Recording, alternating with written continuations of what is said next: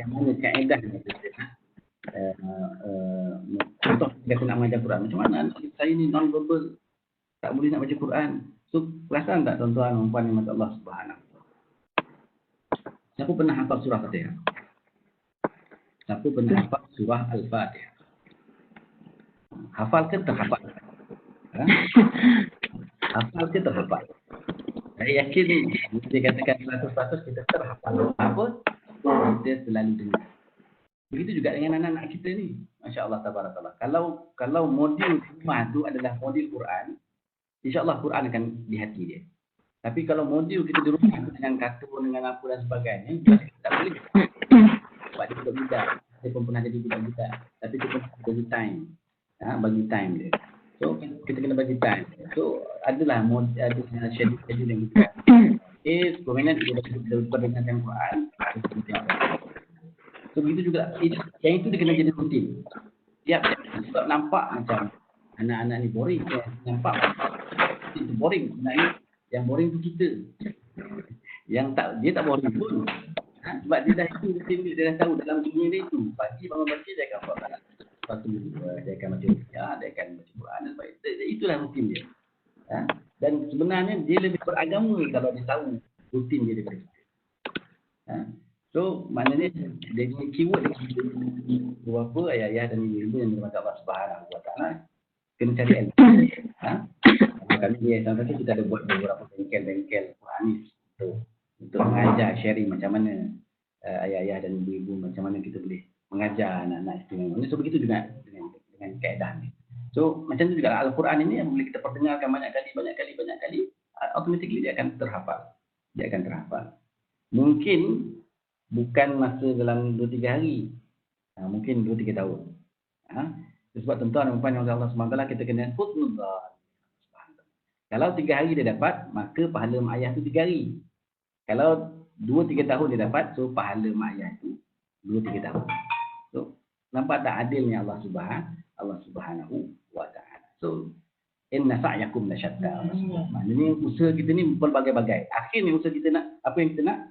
Wala saufa yarda. Maknanya akhirnya urusan kita ni kita nak Allah Subhanahu Wa Taala redha, dan kita redha dan Allah Subhanahu Wa Taala redha dengan apa yang kita buat, especially terhadap anak-anak kita. Yang kedua, soalan kedua berkaitan dengan apa ujian yang terbesar.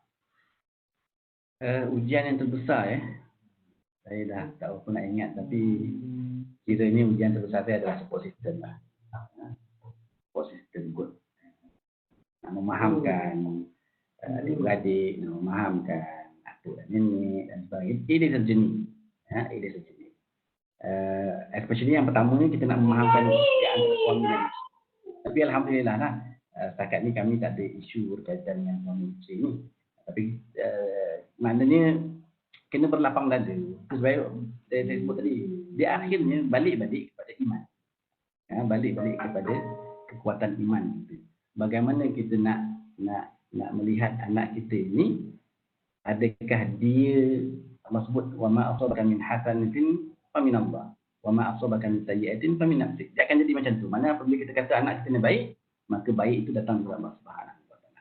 Kalau kita kata anak datang ni sebagai musibah, benda yang membebankan kita, maka itulah yang kita akan dapat. Maknanya keburukan itu adalah datang daripada diri kita, bukan daripada Allah Subhanahu Wa Taala. So keep husnuzan dengan Allah Subhanahu Wa Taala. Kita berbaik sangka dengan Allah Subhanahu Wa Taala dan jangan ragu dengan Allah Subhanahu Wa Taala, maka insya-Allah mungkin Allah tak bagi sekarang sebab Allah ni ada 3. Dia akan, kalau kita berdoa kepada Allah Subhanahu Wa Taala, dia ada 3 jawapan. Pertama, Allah akan kabulkan juga. Keduanya Allah akan takjil. Akan menangguhkan. Dan yang ketiganya Allah tak bagi. Allah akan bagi pada ayat. Sebab Allah kata, you know the best. Dia yang tahu yang sebenar-benarnya. So untuk kami, yang terbesar kami adalah support system. Sebab saya anak seorang. So ada dulu seorang sahabat tanya, Ustaz, macam mana kalau kami suami isteri yang meninggal dunia, siapa nak jaga anak? Allah Akbar. Ini soalan yang sangat tragis lah. Susah nak jawab. Tetapi apa yang terlintas pada masa itu, apa yang saya boleh jawab adalah saya ikut Apa yang Allah Subhanahu wa taala sebut dalam Al-Qur'an, inna nahnu nazzalna dzikra wa inna lahu lahafidz. Maknanya Allah kata, kami yang turunkan Al-Quran di dada anak-anak kita, di dada kita semua. Allah yang turunkan Al-Quran melalui Rasulullah SAW. Inna nahnu nazzalna Al-Quran wa inna lahu lahafidz. Maknanya kami jugalah yang akan memelihara Al-Quran tersebut. So, solusinya masukkan Al-Quran dalam jiwa anak-anak kita. So, siapa yang akan jaga? Allah yang akan jaga. Wallahu a'lam. Ustaz, ada lagi soalan ni. Ada banyak soalan sebenarnya. Okay, saya baca satu. Anak saya enggan bersolat walaupun hari-hari mengajaknya untuk bersolat. Bagaimana, doktor? Jawab ini dulu. Dia memang kalau saya nak jawab secara tu mungkin kadang-kadang tak tepat, sebab kita kena tengok anak-anak tu macam mana kan. Ataupun dalam mudah katanya kita kena tengok kepantangan nenek moyang dia. Anak-anak autism ni ada kepantangan nenek moyang tu kan. So maknanya kita kena kaji dulu kenapa dia tak nak sembahyang. So benda tu kita kena kaji, explore dulu. Kenapa? Mungkin ada sebab.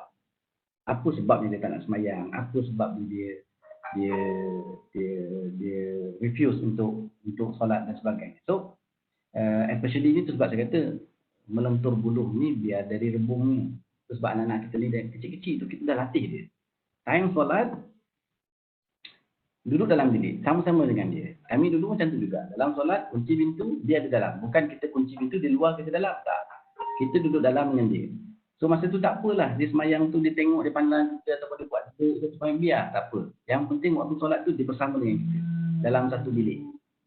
So, dia nak masuk bawah kangkang kita ke nak berlari ke nak apa ke. Tak ada masalah. Yang penting dia ada environment.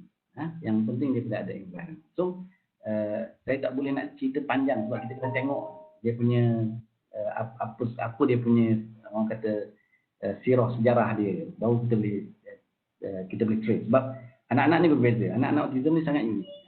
Sebab dulu saya pernah juga ada soalan, ada guru, kita ada buat program dengan guru dia kata, Ustaz, alhamdulillah anak murid saya ni Masya Allah, dia boleh baca Quran, dia boleh solat dan sebagainya. So satu dia tak boleh Ustaz, dia kata dia tak boleh dengar azan. Ush, pelik budak ni kata. Yang lain dia boleh buat tapi dia tak boleh dengar azan. Saya kata dah test belum azan, kalau mungkin azan kita tak boleh mungkin azan satu sebab mungkin ada masalah dari sound dan sebagainya. Tak apa nanti. Kalau tak boleh juga minta ayah dia azan. Minta ayah dia azan. Mungkin itu saya kata balik-balik dia akan teguran ni. Masya Allah, dia adalah guru kita. Anak-anak kita ni adalah guru kita. Nampak macam kita mengajar dia, tapi sebenarnya kita banyak belajar daripada dia. Kita banyak belajar daripada dia. Especially berkaitan dengan agama. Kita kena banyak belajar daripada anak-anak. Dan akhirnya mereka lebih taat daripada kita. Dan malu lah kita nanti. Wallahu a'lam. Ustaz ni daripada Encik Megat nak tanya sedikit, boleh Ustaz share sedikit sebanyak bagaimana cara untuk mententeramkan anak autism yang sedang mengamuk selain dari cara-cara yang dikongsikan di media sosial? Mungkin ini berdasarkan pengalaman doktor sendirilah kot. Okey, baik. Untuk based on pengalaman saya dengan anak saya, alhamdulillah dia seingat saya Faris ni tak pernah lah tantrum yang teruk. Tetapi kita di Yayasan Fakih kita pernah tengok anak-anak yang tantrum yang teruk. Apa yang kita buat?